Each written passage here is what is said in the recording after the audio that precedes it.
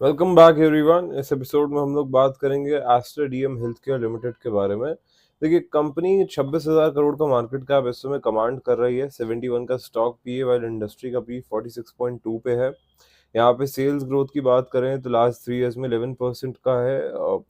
जिस इंडस्ट्री के अंदर कंपनी है उसके एवरेज के अराउंड ही है। आज सच कोई एक्सेप्शनली ग्रो नहीं किया है। PEG ratio definitely higher and पे नजर आता है।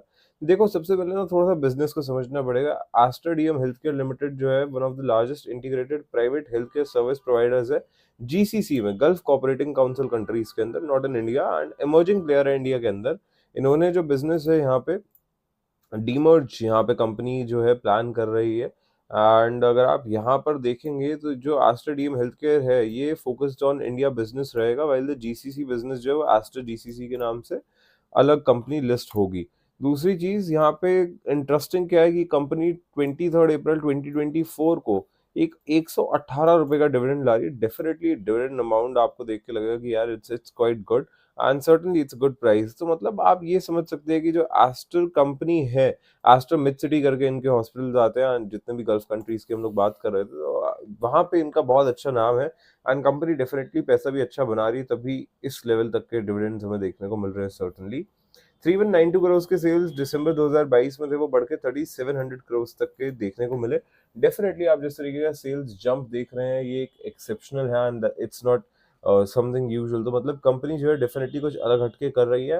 एंड यहाँ से जो ग्रोथ है उस पर हेवीली फोकस कर रही है, जो इन्होंने अपने डीमर्जर स्टेटमेंट में भी कहा है।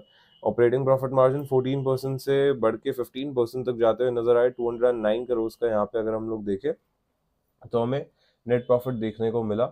अगर हम लोग यहाँ पर बात करते हैं इस कंपनी के एनुअल लेवल्स के सेल्स पर, तो आप एक चीज नोटिस करोगे कि सेल्स के अंदर जो है लास्ट 3 ईयर्स के अंदर अच्छी ग्रोथ आई है। एंड कंपनी जो है कहते हैं यहाँ से they will focus more on it. साथ ही में अगर हम यहाँ देखें 475 करोड़ का नेट प्रॉफिट बना। नेट प्रॉफिट क्यों कम था? एक इंटरेस्ट जो है काफी ज्यादा दिया है कंपनी ने, and second is depreciation.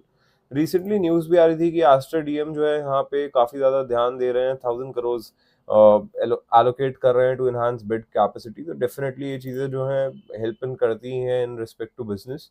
5900 crore के बोरिंग्स है कंपनी के 6000 करोड़ के, एंड उसके अगेंस्ट में 3800 करोड़ के रिजर्व्स हैं।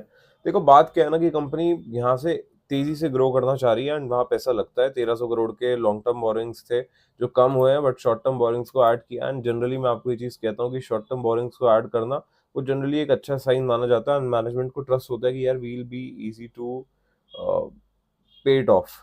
एनीवेज, अगर हम लोग यहाँ पर बात करते हैं इस कंपनी के एफआईआईस के बारे में, तो उन्होंने अपने स्टेक को ऐड ऑन किया है। वाइल बात करें डीआईएस की, उन्होंने कम किया है। पब्लिक के पास में अल्टीमेटली हमें स्टेक कम होता हुआ नजर आ रहा है, जो कि जनरली एक अच्छा साइन कंसिडर करते हैं हम लोग। चार्ट्स पे अगर हम लोग यहाँ पर डिस्कशन करते हैं तो आप एक चीज देखेंगे कि डेफिनेटली यहाँ पे एक ट्रेंड के साथ में स्टॉक हमें ऊपर जाता हुआ नजर आ रहा है। एंड इनफैक्ट एक अच्छा ट्रेंड पकड़ा था यहाँ से, जिस तरीके से स्टॉक ऊपर गया। यहाँ पे जैसे जैसे वॉलेटाइल फेज में स्टॉक एंटर होता है तो डेफिनेटली जो जोन है वो एक्सपैंड होता चला जाता है। वही चीज हमें यहाँ पर भी देखने को मिली। एंड अभी का जो करंट जोन है वो आपके स्क्रीन पर है। अभी अगर आप देखेंगे इस जोन को भी ब्रेक करके जो है स्टॉक ने और फर्दर बड़े ब्रेकआउट्स लिए हैं। देखो, यहाँ पे you need to be a little aware. मैं आपको ये चीज़ कहूँगा, जब इस लेवल तक के भी ब्रेकआउट्स आ जाते हैं ना, तो आपको थोड़ा सा यहाँ पे अवेयर होना पड़ता है अल्टीमेटली। एंड यही कुछ ऐसे जोन्स है जहाँ पे आप एक चीज़ नोटिस करेंगे कि थोड़ा सा स्टॉक अटकता है। अब यहाँ से साइडवेज की पॉसिबिलिटीज ऐड ऑन होते हैं।